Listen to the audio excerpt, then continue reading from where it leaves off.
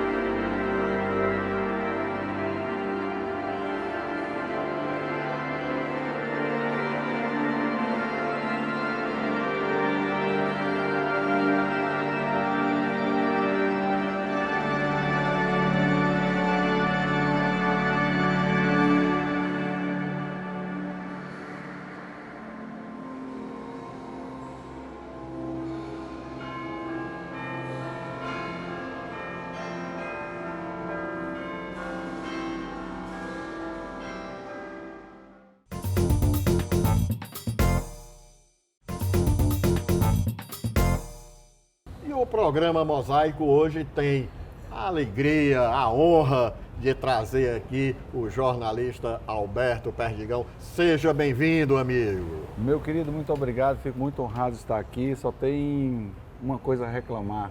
Eu é que queria estar entrevistando você, porque você tem muita história para contar. Eu vou tentar aqui contar as minhas poucas histórias que de longe não são interessantes como a sua. Vamos lá, vamos. Na realidade aqui é um bate-papo, né, Alberto? Vamos. Então a gente vai conversando. Mas eu achei, para começar, eu achei interessante que recentemente eu vi uma foto de um time de basquete da ABB, né?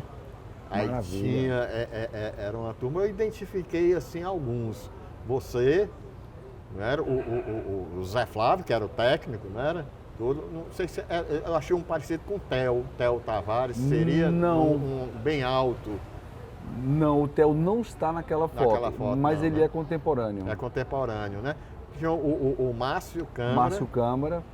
O Márcio Paraíba. Márcio Paraíba também é contemporâneo, não tava, hoje né? Médico, né? E maravilhoso, a figura Quem maravilhosa. era a turma? Não, ali a gente tem, todos eu não vou lembrar, mas ali, além de mim, nós temos o Márcio Câmara. O Márcio Câmara era um armador, um exímio armador, e hoje se dedica ao cinema. Som, né? Principalmente, sim, né? Sim, ele é o cara, ele é um dos mais importantes profissionais do som direto do cinema, né?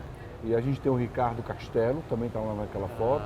O Ricardo é engenheiro elétrico também, tem muito destaque. O João Carlos é dessa época? O João Carlos é um pouco mais velho, mais velho, né? Uma geração ali de uns 3, 4 anos antes seria o que? O mais velho é talvez João Carlos, o Renan? Renan, João Carlos, João ali Carlos, foi, digamos que eles seriam da primeira geração, os primeiros garotos que treinavam na ABB, no projeto Zé Flávio. Em 74, o Zé Flávio fez um time muito bom, e esse time, numa flagrante ladroagem, né, perdeu o título para o Líbano, que tinha um poder econômico, toda a socialite, né?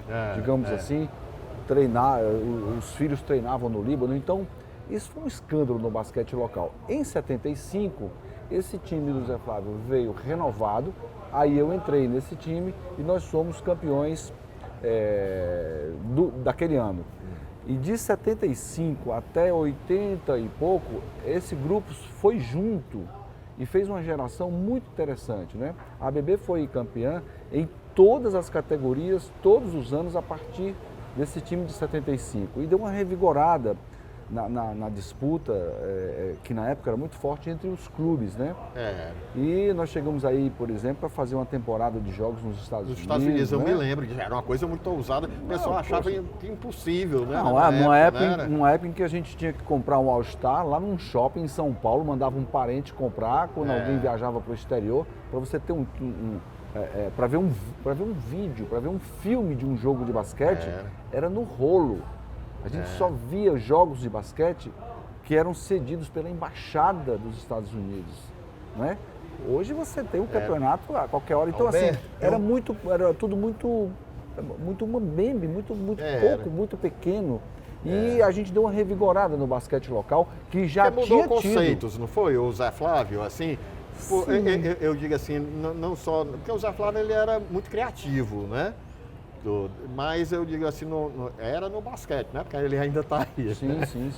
Mas eu digo assim, na maneira de jogar, era na questão de disciplina, na questão física, Olha, né? Era... eu vou dizer a mesma coisa de outra maneira. O basquete, até a geração que me antecedeu, ela tinha só uma maneira de jogar. Eu chamo a geração da bola de couro. Bola de couro, né? Era. E o Ceará teve um time vice-campeão, campeão universitário. Foi. Tinha uma geração muito forte, né?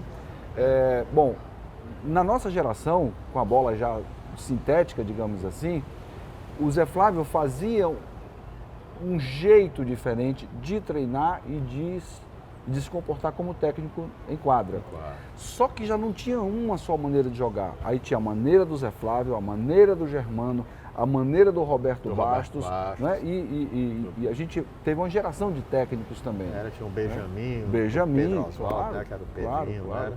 Era muita gente. O Ceará era um estado, assim, naquela época muito ousado, né? Ainda né? Porque a gente tem, né, o basquete, né, do Fortaleza, Cacaré, né, como tudo. Porque você pega que nós somos 2 vezes vice-campeões, né, do Brasil. E tinha uma cena que tem a ver com o Zé Flávio, que eu me lembrava muito com o Keké, a gente ria, que quando era São Paulo e Ceará, o time de São Paulo fazia questão do Suca, que era o jogador mais alto do Brasil, entrar de mão dada com o Zé Flávio, que era, eu acho, o mais baixo, né? Sim. E o ginásio todo, assim, aplaudia. Não, muito. E um detalhe, na época, nessa geração, os ginásios, não tinha ainda o Paulo Sarazate, mas todas as quadras cobertas, os chamados ginásios, ficavam lotados de não caber ninguém nem em pé. Né? E os jogadores eram ídolos. Né? E houve, inclusive, ali um ensaio de profissionalização, e alguns recebiam até dinheiro. O América formou um super time, né? Super time, inclusive levou o Zé Flávio. Levou Chico, Keké, Zé Flávio, Benjamin e quem era o outro? Não sei se era o Olavo Pimenta, tudo. Não, nessa época, inclusive, conta a lenda que o Zé Flávio ganhou um carro, ganhou um Fusca para ir jogar no América. Né? Quer dizer, provavelmente só tinha um Fusca na época. O Fusca era para os 3, né? O Chico, Keké, Zé Flávio, tudo. Me lembro, era um Fusca, mas parecia uma história de uma lambreta antes, tudo. E eles foram e o pessoal achava, foi o cúmulo, porque o pessoal dizia assim, olha o amadorismo marrom, está sendo profissional, porque era uma maneira que era Aécio de Borba, Zelino da Silveira e Marcílio Brau, que eram os 3 dirigentes do América. Que na época não foi só no basquete, não. No futebol chegaram a ser campeões de 66, né? De futebol. Fizeram um timaço, né? E de uma época, é muito legal conversar sobre isso, porque é de uma época de uma fortaleza, que eu chamo a fortaleza de ônibus. Que as pessoas tomavam ônibus comumente e iam fazer compra no centro. No centro. Que chamavam a rua também, né? Iam para a rua, né? Iam para o centro. Os muros eram baixos, não existia nenhuma casa. Das tertúlias voltavam a pé. Das tertúlias. E aí também entravam os clubes sociais e esportivos, e alguns mais robustos eram sociais e esportivos. E aí você tinha o América, que foi demolido como ideia e depois, inclusive, como patrimônio, como prédio. O Líbano.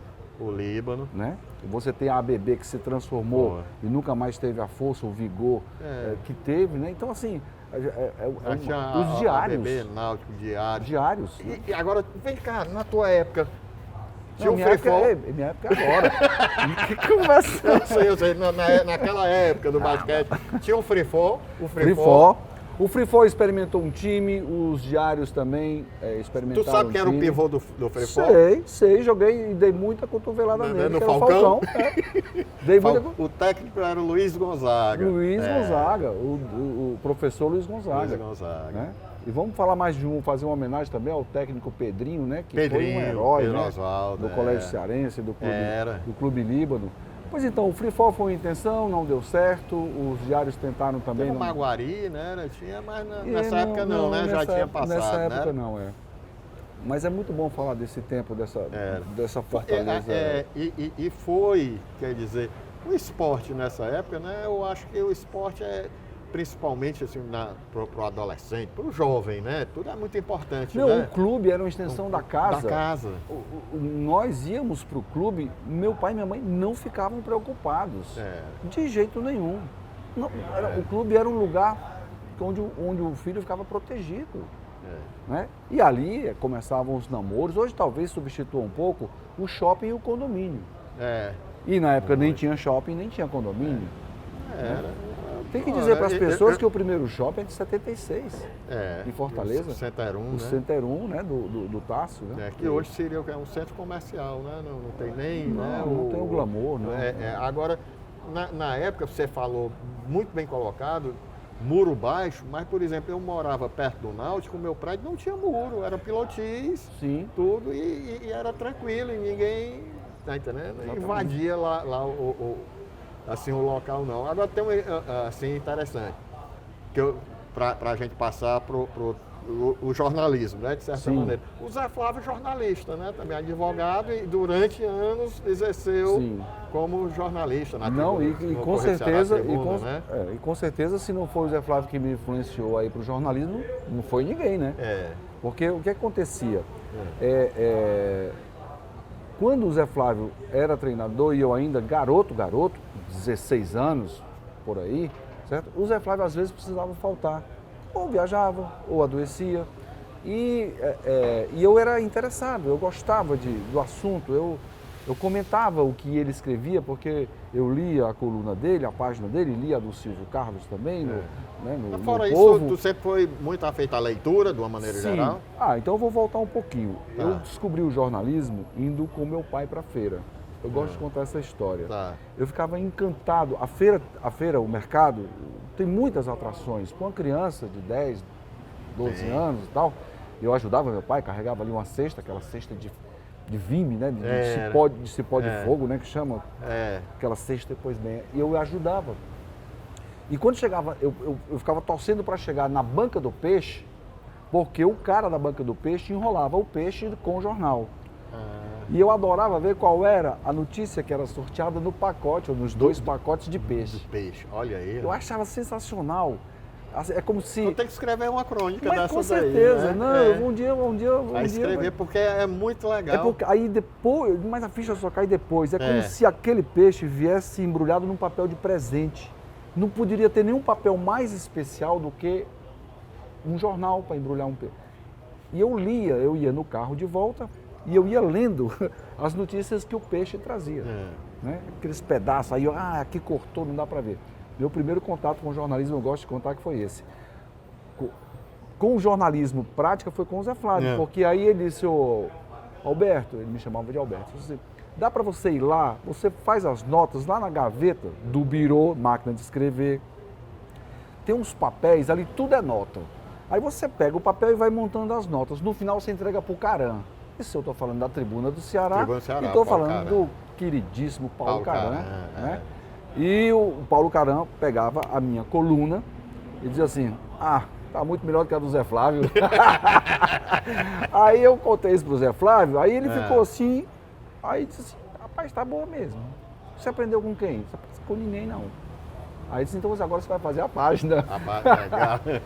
Aí ele... Antes ele adoecia uma vez por mês, ele começou a adoecer toda semana, entendeu? Aí você ia encontrar lá no Dion, sabe? Você sabe o que é o Dion. Aí ele estava lá no Dion jogando baralho com o Arimateia, né? E aí eu comecei a fazer a página do Zé Flávio. E daqui a pouco ele pegou um caderno especial e eu fui ser um editor assistente. Eu tinha 17 anos, 18 anos, né? E aí foi quando eu comecei no jornalismo. Como o esporte é importante, né? E principalmente, eu digo assim, no esporte coletivo, né? Você aprende a trabalhar em equipe, né? Sim. O basquete me ensinou muita coisa. O basquete me ensinou, primeiro, até a humildade de ganhar e de perder. Tá? Depois, o espírito de equipe. Você não é nada sem as parcerias. Todo tipo de parceria, mas você não é nada, você não alcança o seu potencial. E o terceiro é ser rápido e estratégico. O basquete... É a valorização do tempo, né? Aí, né? Rápido e estratégico. Não, o basquete é um jogo de espaços. A bola vai se movendo de tal maneira que abram-se espaços para o arremesso. Né? Ou para a bandeja que você vai entregar a bola lá na cesta, né? Então, é um jogo de estratégia, você tem inclusive um tempo, você trabalha contra o relógio, você tem 30 segundos para definir, você tem a agilidade, a rapidez da decisão. Ainda tem a regra de estar dentro do garrafão? Tem, claro. 3 segundos. 3 segundos, né? Eu acho que ainda é 3 é 4. Não, acho que ainda são 3 segundos, não. Eu sei que é curto. O segundo é muita coisa no basquete, né? Muita. O segundo. Decide quantos jogos já foram decididos em um segundo, Exatamente. Então o basquete me ensinou muito para a vida, né? E a gente fez uma geração, a gente chamava essa geração de aquário, porque eram os peixes do Zé Flávio, né? Então tem mais ou menos uns 7 ou 8 que eram do aquário. Isso não éramos nós que era pivô? Eu era pivô nas categorias iniciais, depois ficou todo mundo da minha altura e ficou mais difícil. Mas a gente não se chamava, a gente não era do aquário. As pessoas diziam que o Zé Flávio tinha um aquário, que lá só tinha os peixes dele.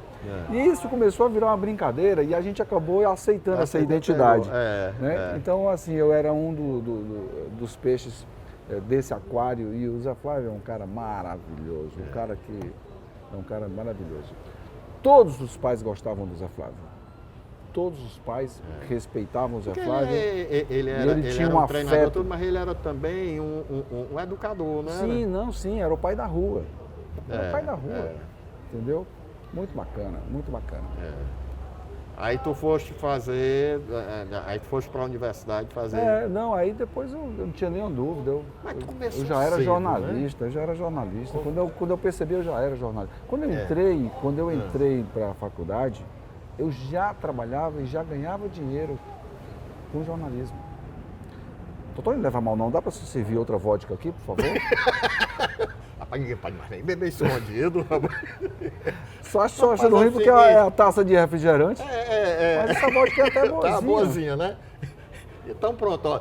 Vamos beber água, né? Valeu, volta já.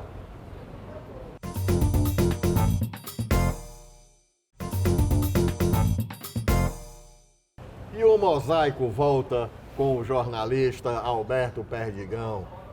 Aí, bora puxar mais para o jornalismo agora. Bora. Né? Tu foste, estudou na Universidade Federal, né, do Ceará. Era na época de Adizessá? Sim, a Adizia, não, tínhamos um corpo de professores magnífico. E numa época em que eu comecei o curso ainda no período da ditadura e terminei ali, já depois de 85 um pouquinho, já no início da abertura. Então foi um momento de muita efervescência política e a gente aprendeu muito com isso. Eu só estou contando isso... Tu foste contemporâneo do Luiz Sérgio? O Luiz Sérgio foi meu contemporâneo, depois ele muito jovem passou num concurso para professor. Sim. E eu ainda cheguei a fazer uma disciplina com ele. Brilhante. Não, um cara bacanérrimo, bacana demais. Então, assim, eu só estou contando isso porque e hoje não existe essa pujança política na universidade, os conflitos, os embates, as greves. Eu não estou dizendo que greve é bom, não. Eu estou dizendo que a greve é importantíssima, certo? Porque é um embate político. A ocupação do gabinete do reitor, não estou aconselhando ninguém a ocupar o gabinete. Eu sei.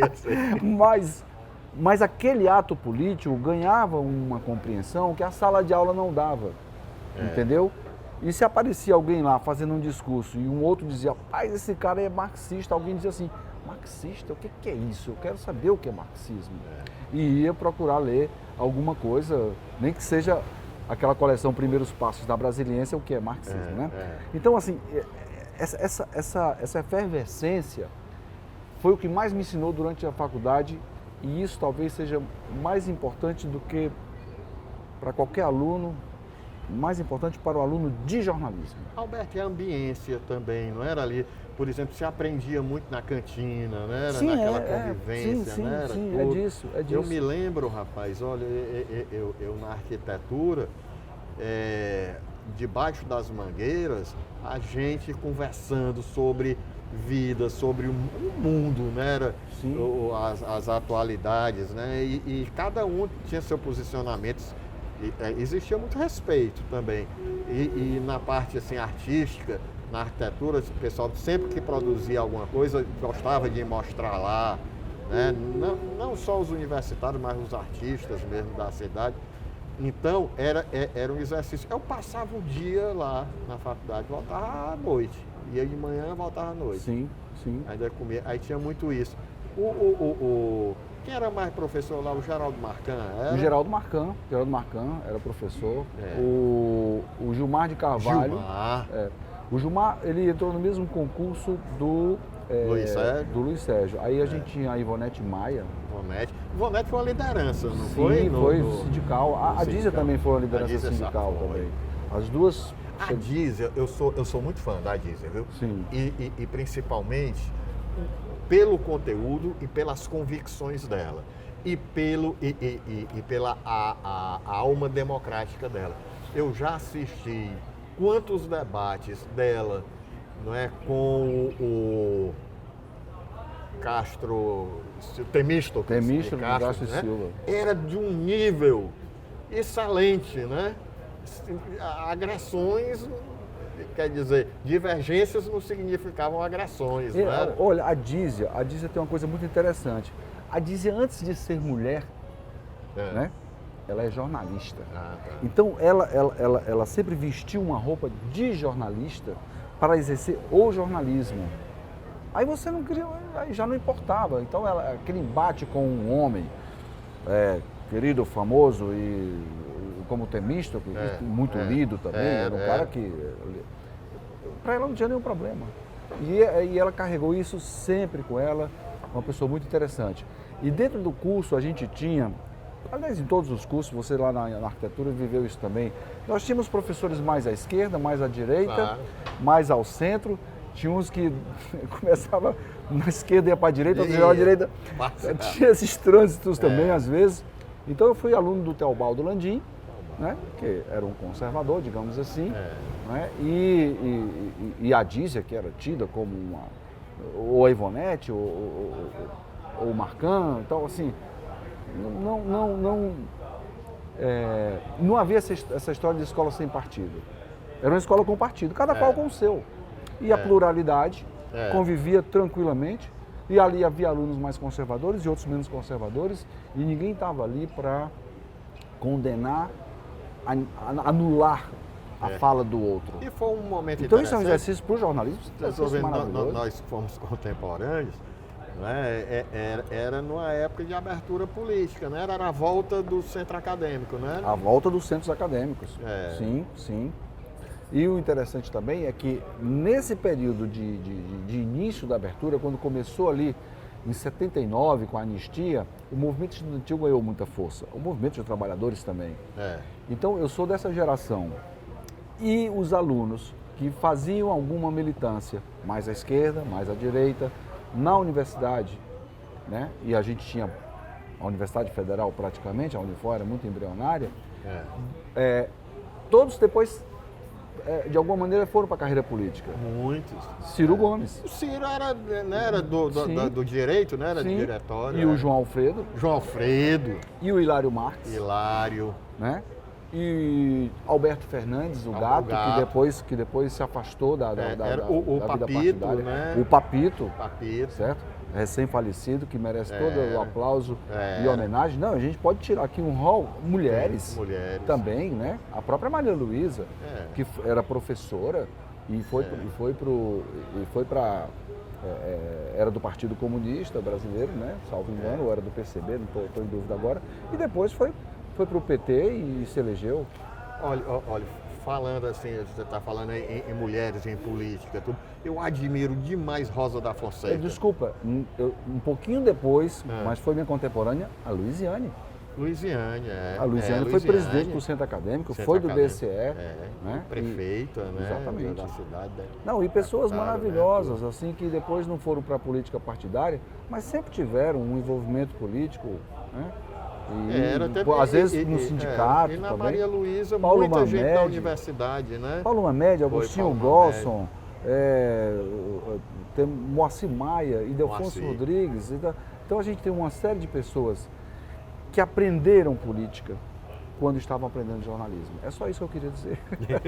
Porque isso é que é importante, eu fico preocupado. Olha, Totônio, eu fui professor durante muitos anos também da universidade, né? Tinha algumas universidades por muito mais tempo na Unifor. E já não havia essa efervescência política, não é? E não adianta também eu chegar lá e tentar mudar o mundo já não era o mesmo, certo? Quer dizer, é possível que dentro de uma disciplina o aluno desperte uma consciência crítica? Sim, é possível. É mais fácil na sala de aula do que fora da sala de aula. E lá na universidade, naquela universidade, era dentro e fora da sala de aula. Compreende? A imparcialidade, como é que funciona? Não existe isso. Não existe. Não existe. Existe a utopia da parcialidade, da imparcialidade. Tá? A utopia. O que é a utopia? Né? No sentido mais comum do uso da palavra, é uma intenção de imparcialidade. Sempre haverá, todos os bons jornalistas perseguiram a vida inteira a possibilidade. É uma intenção, é uma possibilidade.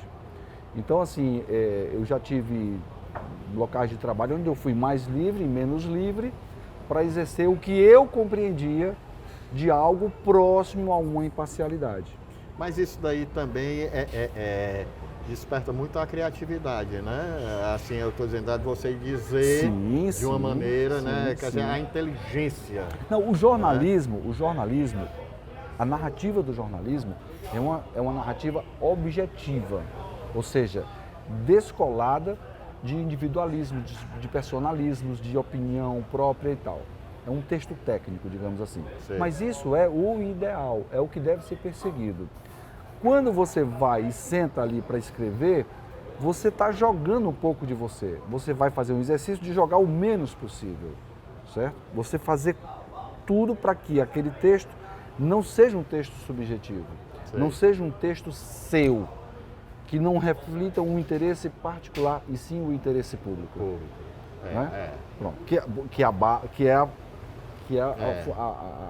A essência do jornalismo é o interesse público. Então, à medida que você vê um jornalista fazendo algo muito particularizado, personificado, subjetivo, etc, aí ele começa a se aproximar da publicidade. Porque aquela intenção tem uma intenção que se afasta do interesse público. Mais publicitários, né? Aí, se não está no interesse público, está no interesse privado. Porque aí tudo eu já ouvi, sem citar nomes assim, dizendo, rapaz, fulano, ele escreve tão bem contra como a favor, né? Tem disso. Aí, para mim, não é jornalismo. Olha, agora eu vou acrescentar talvez um aspecto a mais na sua análise, que também não é só sua, eu já ouvi gente falar isso, comumente se escuta. É que essa opinião também é subjetiva. Certo? Essa pessoa que tem essa avaliação e que chega a fazer essa assertiva e colocar na mesa, colocar na esfera pública, ele também é carregado de subjetividades. E provavelmente muito mais do que um jornalista. Compreende? Sei. Quer dizer, eu lembro muito bem, eu gosto de contar essa história, contei muito essa história na sala de aula, que eu ia para o supermercado, eu fui editor, apresentador, e eu tinha repórter, muitos anos, eu tive muito cuidado de ninguém saber o time que eu torcia. Ou o partido que eu votava, simpatia e tal. E conseguia, né? Relativamente eu conseguia. Mas aí eu chegava no supermercado e já chegou a acontecer exatamente esse fato, que eu estava na fila do caixa, aí tinha um cara que chegava para mim e dizia assim, Ê, Perdigão, rapaz, está torcendo demais pelo Fortaleza, se referindo ao meu trabalho, no caso, no Bom Dia Ceará. Aí eu disse assim, você acha? Mas não é não, rapaz, presta atenção.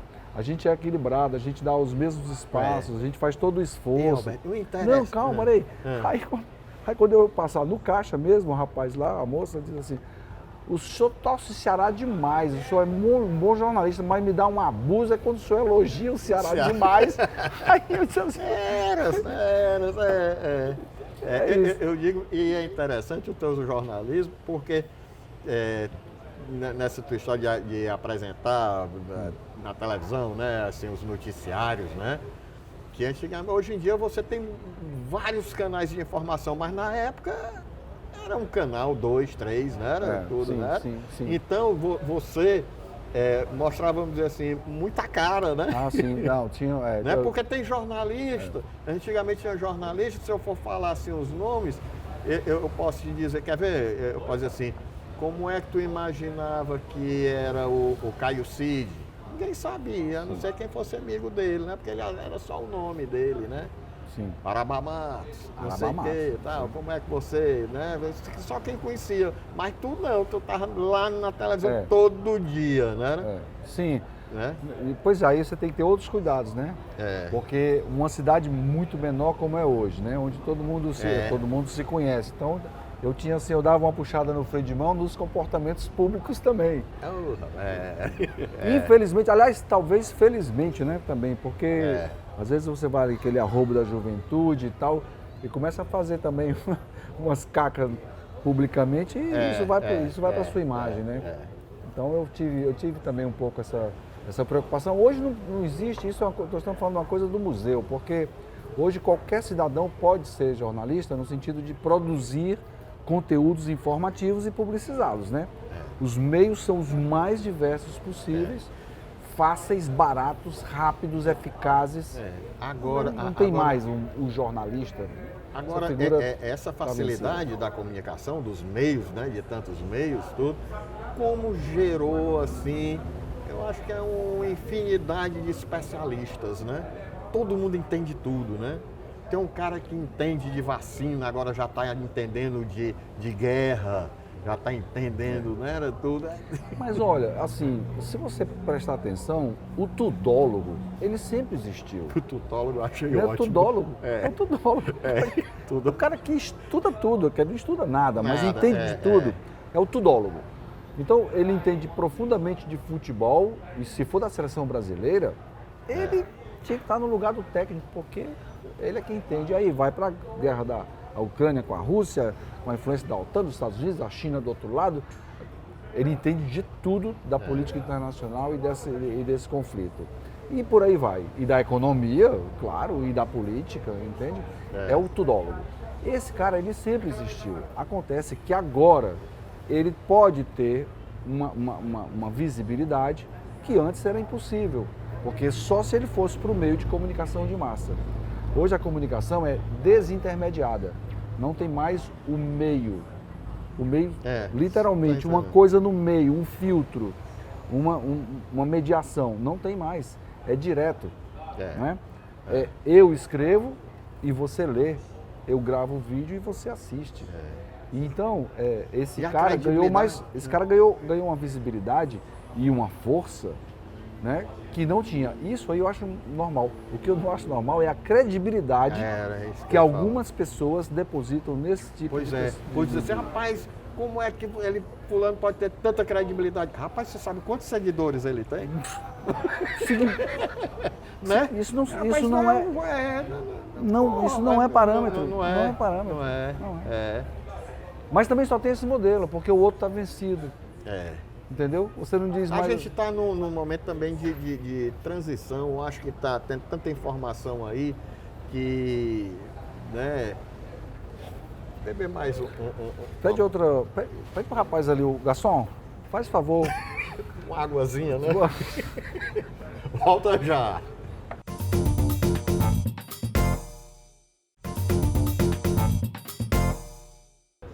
E o Mosaico volta aqui com o jornalista, o amigo Alberto Perdigão. Ah, não, eu ia brindar. Não brinda com água, não. Brinda? Que água? Eu quero saber se essa vodka, se ela é russa ou é polonesa. É um quezinho de Ucrânia, né? Uma vodka ucraniana, maravilha.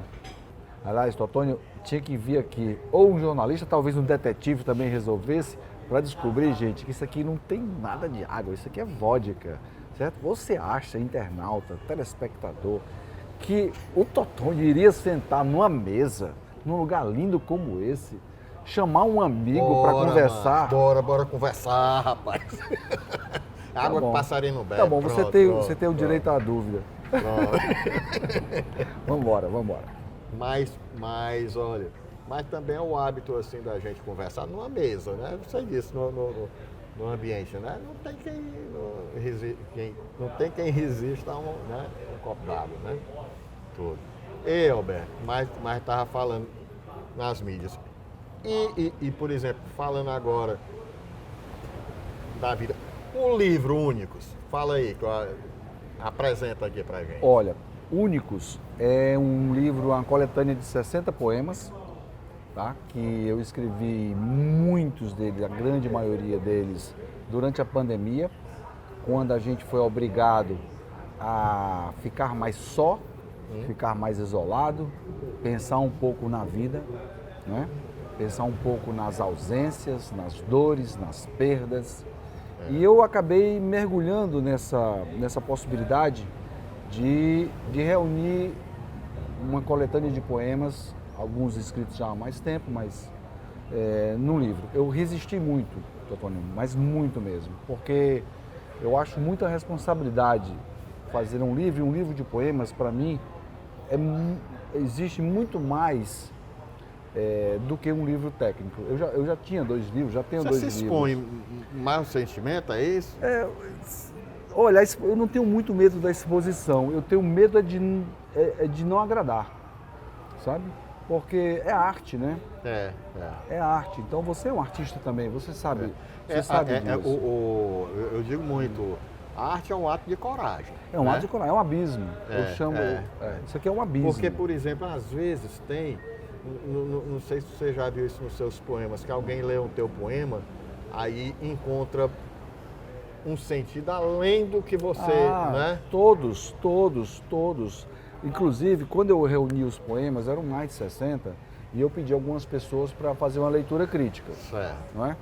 O Romeu Duarte me ajudou, inclusive apontou alguns... Colega brilhante, maravilha, cronista, além de arquiteto, e um cara bacanésimo, né? Dispensa... Bom, e a professora Hermínia Lima, né? Que é uma conhecedora da linguística, da literatura, a Carla Dubiela, e um professor da UNB, um jornalista muito bacana.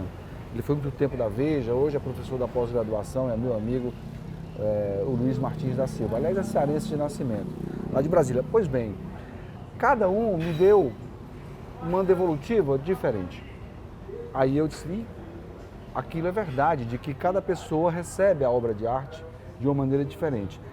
Nos poemas, eu fui ver que alguns poemas que quase não entravam no livro, porque eu achava que tá piegas, não tá bom.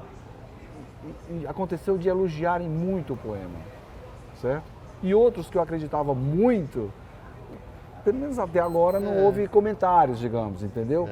E cada pessoa destaca um poema. Se eu pedir para você, você vai dizer, não, esse aqui eu gostei, esse realmente me chamou a atenção. É assim.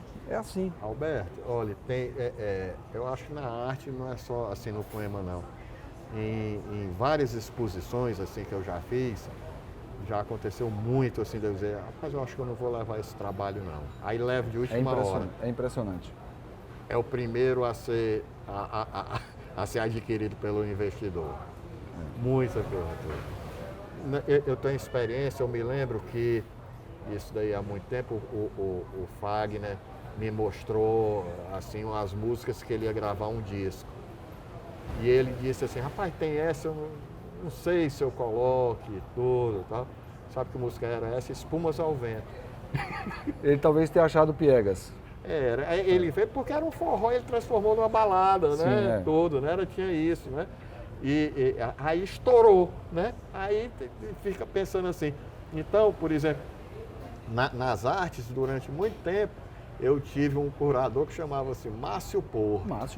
O Márcio, ele dizia, leve esse, ele não errava uma, né? Era tudo. Porque tem também, eu acho que a obra artística, quer seja um poema, um quadro, um desenho, tudo, depois ele é um filho seu, mas que toma personalidade própria, né? Então ele a obra de arte já fala por ela mesma. Eu gosto dessa comparação com o filho, porque parece que o poema é meu, ou o poema é do autor, até o parto. Até o parto. Exatamente, Pronto. isso É como se fosse alguma coisa do útero. É. Depois que você faz e alguém leu, aí ele já não lhe pertence. Deixa eu comentar sobre o livro, você falou em artes plásticas, não posso deixar de fazer essa referência. Esse livro é uma homenagem, eu quis muito fazer essa homenagem ao Sérvulo Esmeraldo. Grande artista. Sim, um multiartista cearense. Muito, que é relativamente menos conhecido do que ele deveria e menos aplaudido também do que o que deveria. E claro, porque o Sérvulo teve uma vida fora do Ceará, quase toda a vida ele morou na França, então assim... Pouco se conhece aqui mais das esculturas do que da arte cinética dele, por exemplo. Por exemplo. E ele a obra dele é reconhecida no mundo inteiro. Ele era querido e respeitado não só na França, no mundo inteiro, certo? É talvez um dos grandes nomes das artes do Ceará e eu acho, quando eu for reitor da Universidade Federal, eu vou abrir uma 6ª sala no museu para Sérvulo Esmeraldo, porque realmente a contribuição dele é fantástica.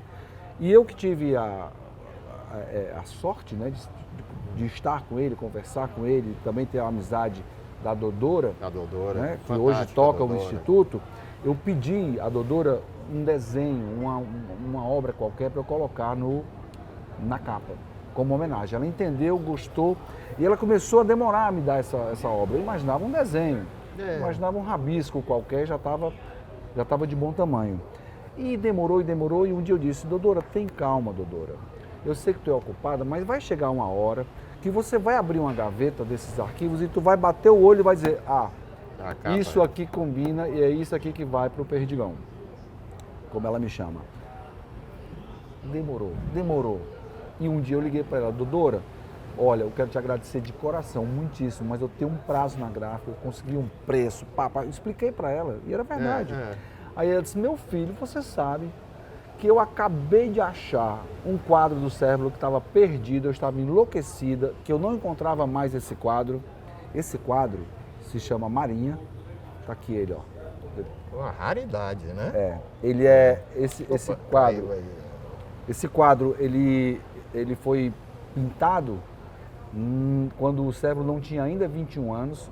Esse quadro foi pintado ali no Poço da Draga, na rua, como se fazia à época. Os garotos, né, os jovens da Escape, faziam muito isso. E esse quadro ficou, inclusive, fora do patrimônio do Instituto durante muitos anos. E ele acabou voltando para o Instituto, a Dodora não sabia onde estava guardado e ficou procurando, não para me servir. Aí ela disse, eu vou te mandar aqui um quadro, já que você disse que eu ia bater o olho, que eu ia encontrar com esse quadro, com essa pintura, com essa obra, olha isso aí. Aí eu falei, Dodora, tá tudo aí, tá tudo aqui no quadro. A solidão, a saudade, o silêncio e a sombra. Tá tudo aqui no quadro. Aí ela disse, você gostou? Pois então vai para o seu livro. Certo? E eu acho legal, porque tá tudo, principalmente através da luz, né? É uma manhã nublado, né? Assim, parece uma manhã nublado aqui na Praia de Iracema, Poço da Draga, porque ele morava lá com a tia. Ele veio do Crato, estudar no liceu, né? A capital oferecia mais condição e ele veio e já estava iniciado e pintava. Ele foi novo, né? Para Paris. Sim, jovem, fez a família lá, e as filhas nasceram lá e maravilha. Então essa é uma homenagem para o Sérvulo. E eu estou vendo e o trabalho muito bem fotografado pelo Gentil Barreira, né? Que eu vi aqui. Né? E a capa a criação da capa é do Gil de Selle, que é outro artista maravilhoso nas artes gráficas aqui do Ceará. Um bocado de gente boa aqui, ó. Alain Mendonça, gente boa. A Rebeca Gadelha, projeto gráfico, Etevaldo Gomes, Sérvulo, Gil de Selle. Gentil Barreira, Erasmo Silva, a Ursa Maior Filmes, acho bonito esse nome, né? Ursa Maior, E você que gosta de história, o livro se chama Únicos? Sim. Porque serão meus únicos poemas publicados. Eu estava sem nome para o livro, né? E eu comecei a pensar um nome relacionado à temática que ele traz, né? Que os poemas trazem. Então, os únicos serão os primeiros, né? Mas vai não, aí os poemas falam um pouco de solidão, um pouco de saudade, do que eu chamo de silêncio e o que eu chamo de sombras. E eu também não vou dar spoiler.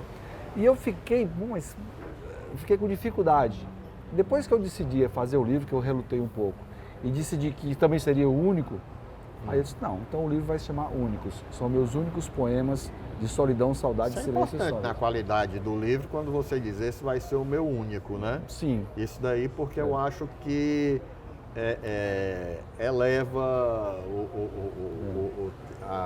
o teu, vamos dizer assim, a tua visão crítica do teu trabalho, né? A maneira de...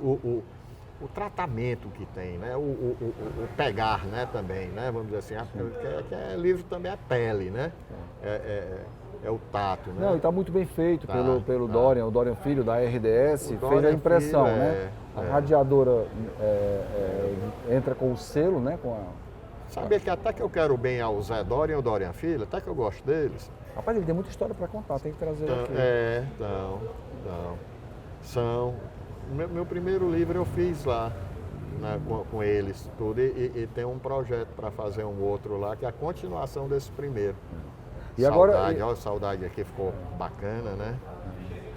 E agora eu estou trabalhando num outro livro, mas é um livro resultado de uma pesquisa que eu gosto muito de falar sobre ela, Totônio, que ele provavelmente vai se chamar Política e Literatura de Cordel. Eu analiso o folheto da literatura de cordel, o folheto de política da literatura de cordel. Interessante. 5 anos de pesquisa, inclusive tem 2 capítulos dedicados à destituição da Dilma, né? Tem uma amostra bacana de folhetos que falam o que ficou conhecido como golpe, né? E a gente academicamente fala de destituição, né? Mas os cordelistas, dos 8 autores que eu analiso, 7 falam claramente que é golpe. E um 8º, acho que era do PSDB. Olha, Alberto, o que eu acho interessante, e o cordel, né? É muito forte, né? Maravilha, maravilha. Né? Quando eu entrei nesse mundo, eu não imaginava a grandeza e grandiosidade da literatura de cordel. É a literatura brasileira. Pois é, e a estética, vamos dizer assim, a estética cultural do cordel também, né? É muito forte, né? Rapaz, quando eu vejo assim a literatura de cordel, eu vejo essas expressões populares, artísticas, né? Tudo, para me dar um orgulho tão grande de ser nordestino. Sim, sim, sim.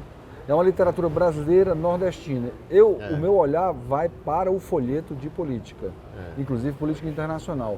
Você tem normalmente um nível já bom de informação sobre a guerra, que está entrando para a história como a guerra da Ucrânia, pelas redes sociais, pela internet de uma maneira geral, talvez pela televisão e etc, né? O cordel está cobrindo também.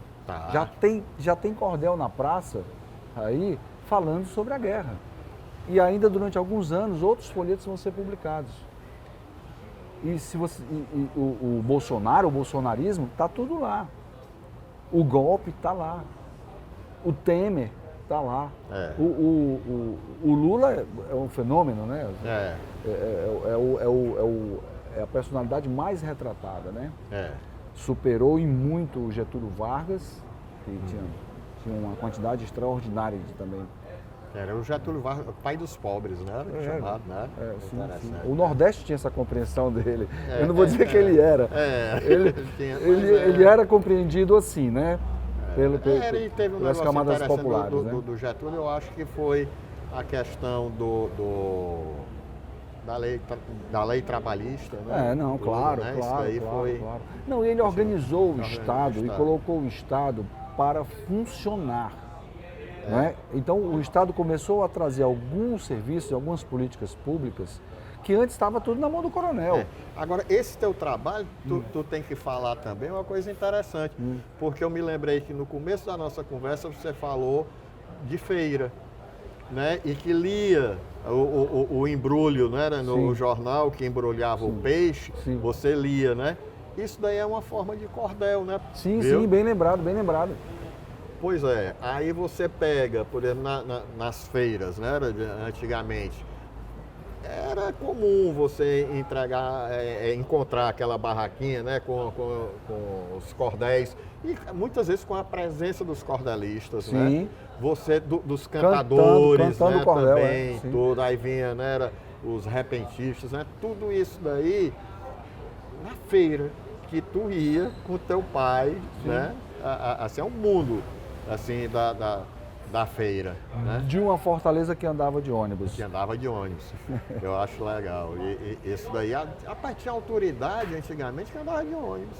E não aceitava carona de ninguém. O governador Sucupira ia de bicicleta. Bicicleta, né? Ele foi governador e foi prefeito, né?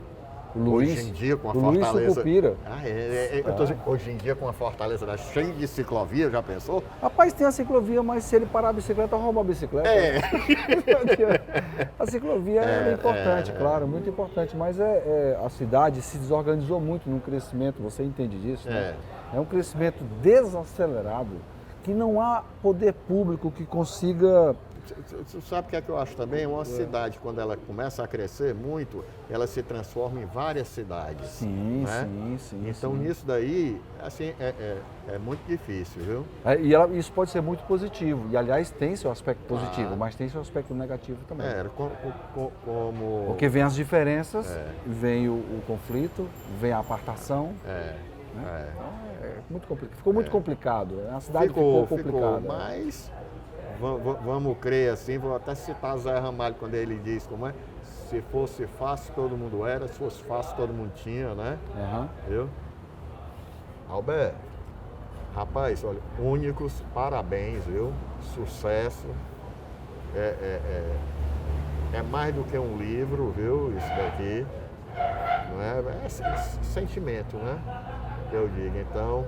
E quero aproveitar para agradecer aqui a tua presença. Você passou, né, rapaz? Mas a gente vem de novo. Vem de novo, não vem? Quer gelo? Não. Mas agora é pura. E esse é o Alberto Perdigão. Gente da melhor qualidade. Pronto. Valeu. Começou como jornalista, terminou como gente da melhor qualidade. Que não deixa melhorei muito. Muito. Até o próximo.